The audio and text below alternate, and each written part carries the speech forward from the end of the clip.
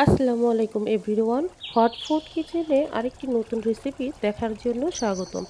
আজকের রেসিপিতে থাকছে শবে বরাত স্পেশাল গাজরের হালুয়া বা বরফি। ঘরে থাকা অল্প কিছু উপকরণ দিয়ে খুবই সহজভাবে আজকের রেসিপিটি তৈরি করে দেখাবো।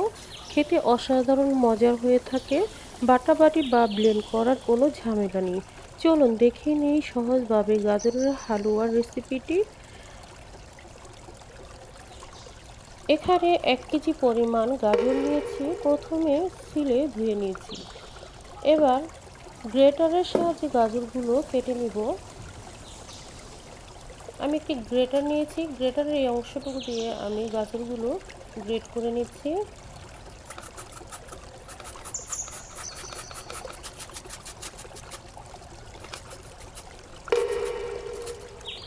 একটা গাজর আমার কাটা হয়ে গেছে, আর উপরের শক্ত অংশটুকু ফেলে দিচ্ছি। এভাবে আমি সবগুলো গাজর গ্রেটারের সাহায্যে কেটে নেব।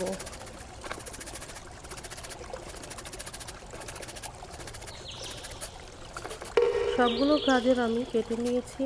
চলে যাচ্ছি রান্না করতে। চুলায় একটি প্যান বসিয়ে দিয়েছি, দিয়ে দিচ্ছি গ্রেট করে রাখা গাজরগুলো। আর এখানে দিয়ে দিচ্ছি ২ কাপ চিনি। ১ কেজি গাজরের জন্য আমি ২ কাপ চিনি দিয়েছি। আপনারা চিনিটা আপনাদের স্বাদ অনুযায়ী দিয়ে দিতে পারেন। ২ টুকরো দিয়ে দিচ্ছি দারচিনি আর ৪টা এলাচ। দিয়ে দিচ্ছি ১ কাপ লিকুইড গরুর দুধ। আর দিয়ে দিব ১ চিমটি লবণ। লবণটা আপনারা দিতেও পারেন বা স্কিপ করতে পারেন। অনেকে মিষ্টি লবণ খায় না। আমি মিষ্টিতে লবণ দিই, কারণ মিষ্টিতে লবণ দিলে মিষ্টির যে টেস্টটা অ্যাডজাস্ট হয়ে যায়। আর খেতেও অনেক ভালো লাগে। চুলার আঁচটা হাই হিটে রেখে আমি ৫ মিনিট জাল করে নিয়েছি। ৫ মিনিট পর ফিরে আসলাম। গাজর আর চিনি থেকে বেশ কিছু পানি উঠেছে। এই পানিটা দিয়ে আমি গাজরটাকে ভালোভাবে আরও ১০ মিনিট সিদ্ধ করে নিব। ১০ মিনিট পর ফিরে আসলাম। গাজরটা আমার সিদ্ধ হয়ে গেছে, আর পানিটাও শুকিয়ে গায়ে লেগে আছে। আর যে গরম মশলাটা এলাচ আর দারচিনি দিয়েছি তা আমি তুলে ফেলে দিচ্ছি। এর ফ্লেভার পুরোটাই গাজরের ভিতর চলে গেছে। এবার আমি আরও ৫ মিনিট জাল করে নিব। চুলার আঁচটা থাকবে মিডিয়ামে রেখে আরও ৫ মিনিট জাল করে আমি গাজরটা শুকিয়ে নিচ্ছি।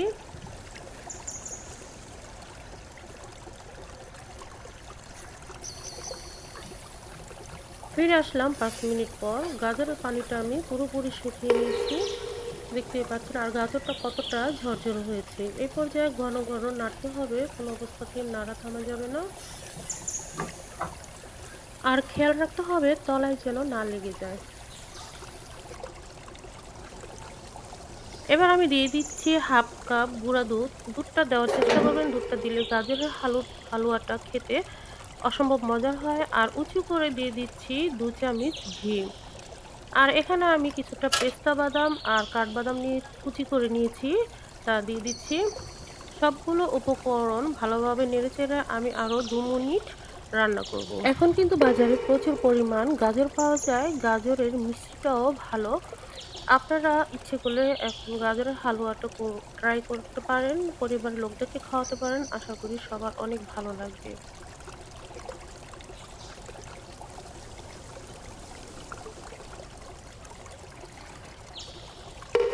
গাজরটা আমার কুক করা হয়ে গেছে, চুলার থেকে নামিয়ে নিচ্ছি। একটা প্লেটে কিছুটা ঘি দিয়ে ব্রাশ করে নিচ্ছি গাজরটা সেট করার জন্য। তো আমি চামিচ দিয়ে চেপে চেপে এভাবে সেট করে নিচ্ছি। আর উপরে কিছুটা পেস্তা আর কাঠবাদাম দিয়ে সাজিয়ে নিচ্ছি। আপনারা চাইলে এটাকে স্কিপ করতে পারেন বা দিতেও পারেন। তো আমি এভাবে বরফি আকারে কেটে নিয়েছি। আপনারা আপনাদের পছন্দ অনুযায়ী কেটে নিতে পারেন বা এভাবেও খেতে পারেন। যেভাবেই খান না কেন, গাজরের স্বাদটা কিন্তু অতুলনীয়, খুবই মজার হয় আজকের এই সহজ হালুয়ার রেসিপিটি। আপনারা বাসায় ট্রাই করবেন আর কমেন্ট করে জানাবেন আজকের রেসিপিটি কেমন হয়েছে। ভালো লাগলে লাইক, শেয়ার, সাবস্ক্রাইব করে পাশে থাকার অনুরোধ রইল। ভালো থাকবেন, সুস্থ থাকবেন, আমার জন্য দোয়া করবেন। আজ এই পর্যন্ত। আল্লাহ হাফেজ।